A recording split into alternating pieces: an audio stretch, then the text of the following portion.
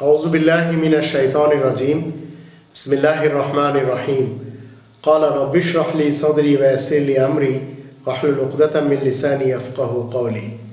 সম্মানিত দর্শকবৃন্দ, আপনাদের সকলকে জানাই সালামুন আলাইকুম। আপনাকে এবং আমাকে সমস্ত দিনে কত রাকাত নামাজ পড়তে হবে এবং দিন শুরু করতে হবে কিভাবে, সেজন্য আল্লাহ রাব্বুল আলামিন আমাদের একটি সার্কেল তৈরি করে দিয়েছেন, একটি গণ্ডি তৈরি করে দিয়েছেন। প্রথমে আপনি এবং আমি আমার দিয়ে আপনাদেরকে বোঝাতে পারলে ইনশাআল্লাহ আপনারা বুঝতে পারবেন। এই কোরআন আমাকে বলছে 5 ওয়াক্ত নামাজ পড়তে হবে। আমি সকালে যখন কাবাতে দেখি তখন সেখানে 2 রাকাত পড়াতে আমি দেখি এই 2 রাকাত নামাজের পূর্বে সেখানে আজান দেওয়া হয়। আজান আমরা সবাই জানি। এই আজানের পরে তাকবীর পাঠ করতে হয়, যে তাকবীর আমাদের দেশে পড়া হয় না। আর এই তাকবীর আমি আপনাদেরকে একটু শুনিয়ে দিই। যখন আপনি নামাজ পড়বেন তখন আপনাকে তাকবীর পড়তে হবে। তাকবীর হলো আল্লাহু আকবার, আল্লাহু আকবার, আশহাদু আল্লা ইলাহা ইল্লাল্লাহ, আশহাদু আন্না মুহাম্মাদুর রাসূলুল্লাহ, হাইয়া আলাস সালাহ, হাইয়া আলাল ফালাহ। এরপরে 2 বার করে কদ কামাতিস সালাহ, কদ কামাতিস সালাহ, আল্লাহু আকবার, আল্লাহু আকবার, লা ইলাহা ইল্লাল্লাহ। এই তাকবীর হলো ইসলামের, যার প্রচলন রয়েছে বাইতুল্লাহতে। আর আজানের ব্যাপারটি আমরা সবাই জানি, সেখানে আজান হয়। এরপরে আপনাকে হাত উঠাতে হবে বুকের উপরে, এইরকম হাত উঠে আপনাকে এই ঠিক বুকের উপরে বাঁধতে হবে। আমরা কাবার ইমামকে যেভাবে দেখি ঠিক ওইভাবে। যখন আপনি বাম হাত নিচে রেখে ডান হাত উপর রাখলেন, এবার আপনাকে আল্লাহ বলছেন যে আল্লাহু আকবার থেকে যখন আমরা নামাজ শুরু করব, আর আসসালামু আলাইকুম ওয়া রাহমাতুল্লাহ, আসসালামু আলাইকুম ওয়া রাহমাতুল্লাহ বলে যখন শেষ করব, এর ভিতরে দাঁড়াতে হয়, রুকুতে যেতে হয়, সিজদায় যেতে হয়, কায়দাতে বসতে হয়, আবার সর্বশেষ বসতে হয়। এই নামাজের জন্য প্রথমে আপনি কি করলেন, কোনো নিয়ত করার প্রয়োজন পড়ে না। আল্লাহু আকবার থেকে আপনি শুরু করলেন। জায়নামাজের দোয়াও কোনো পড়তে হয় না। যদি কেউ পড়তে চায় সেটা তার ব্যক্তিগত ব্যাপার। আল্লাহু আকবার থেকে যখন আপনি স্টার্ট করলেন, এবার আপনাকে 2 নম্বর সূরা আল বাকারার 45 নম্বর আয়াত মতে সাহায্যের আয়াত পাঠ করতে হবে। তো দোয়ার আয়াত আমরা সূরা ফাতিহা পড়ি। কাবা ব্যতীত অন্য কোথাও আমিন বলা যাবে না। এটি 5 নম্বর সূরা আল মাইদা 2 নম্বর আয়াত আমাদেরকে শিক্ষা দেয়, ওয়ালা আমিন আল বাইতুল হারাম। কাবার যে নিয়ম ভঙ্গি সেটি হচ্ছে মূলত একটি ইসলামের তরিকা। ওই তরিকার উপরে আপনাকে আমাকে নামাজ পড়তে হবে। সেখানে রফায়দাইন করা হয়। যখন হাত বাঁধলেন, সূরা ফাতিহা পড়ার পর আপনাকে দোয়ার কোনো একটি আয়াত পড়তে হবে। অনেকে পড়েন দোয়ার আয়াতের ভিতর থেকে 2 নম্বর সূরা আল বাকারার 201 নম্বর আয়াত, ওয়ামিনহুম মান ইয়াকুল রব্বানা আতিনা ফিদ দুনিয়া হাসানা ওয়া ফিল আখিরাতি হাসানাতাও ওয়া কিনা আযাবান নার। এটি পড়ে সূরা ফাতিহার পরে এটি পড়ার পরে রুকুতে চলে যায়। রুকুতে যেয়ে আপনাকে কি করতে হবে, 2 নম্বর সূরা আল বাকারার 45 নম্বর আয়াত মতে কোনো দোয়ার আয়াত পাঠ করতে হবে। কারণ আল্লাহ বলেন সাহায্যের আয়াত পাঠ করতে হবে, ওয়াস্তাঈনু বিসসবরি ওয়াস-সালাহ। সাহায্যের আয়াত আপনার স্থানকাল পাত্র হিসেবে যখন আপনার যে জিনিসের প্রয়োজন সেই জিনিসগুলির জন্য আপনি আয়াত কোরআন থেকে খুলে আপনি চয়ন করে ওটি পড়েন।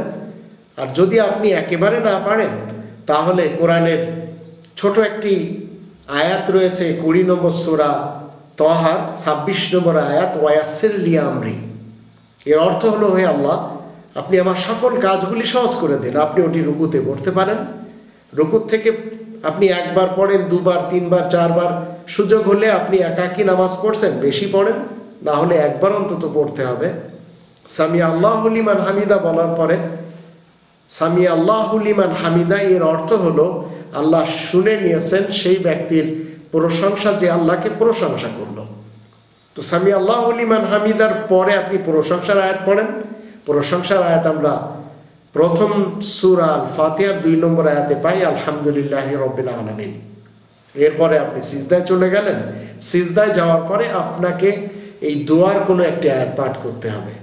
অনেকে পড়ে থাকেন 14 নম্বর সূরা ইব্রাহিম এর 41 নম্বর আয়াত, রব্বানা গফিরলি ওয়া লিওয়ালিদাইয়া ওয়া লিল মুমিনিনা ইয়াওমা ইয়াকুমুল হিসাব। এরপরে এক সিজদার পরে বসতে হয়, বসে আবার আর এক সিজদা করতে হয়।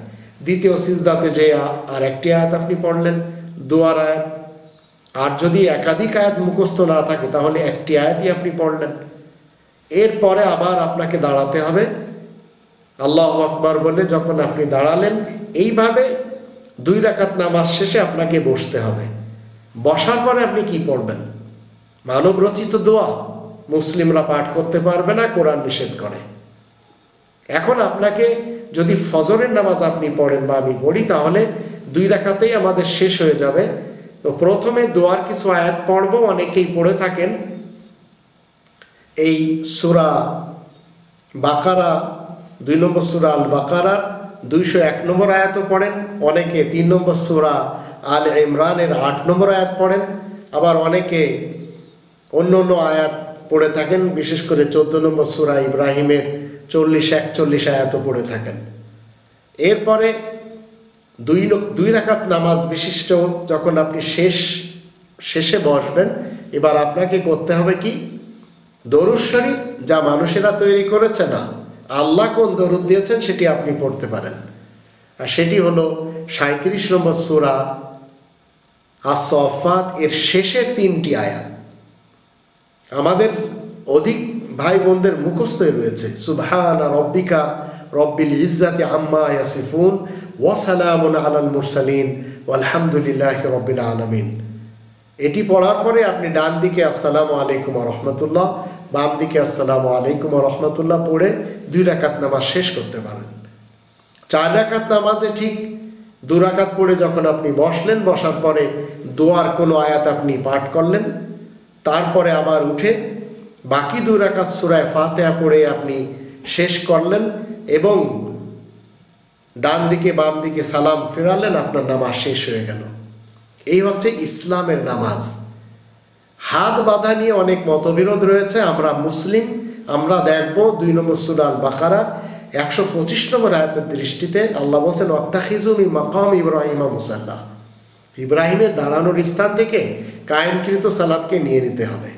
তো সেখানে আমরা যখন দেখি, সেখানে হাত সিনার উপরে উঠায় এইভাবে বাঁধে, আবার রুকুতে যাওয়ার সময় হাত উঠায়, আর বাকি ঠিক আমরা যেভাবে নিজ নিজ এলাকাতে পড়ি এইভাবে সেখানে পড়ানো হয়। আর সূরা ফাতিহা শেষে একমাত্র আমিন পড়তে হয় মসজিদুল হারামে। মুসলিমরা যখন যখন সুযোগ হয় মুসলিমদের মসজিদুল হারামে যাওয়ার, তখন সেখানে আমিন জোরে পড়ে, অন্য কোথাও আমাদের পড়তে হয় না।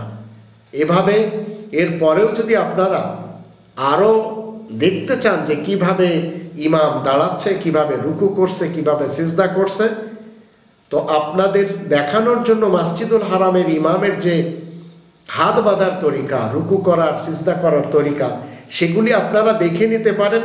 আজ পৃথিবীর যেখানে আপনারা রয়েছেন দেখতে কোনো সমস্যা নেই।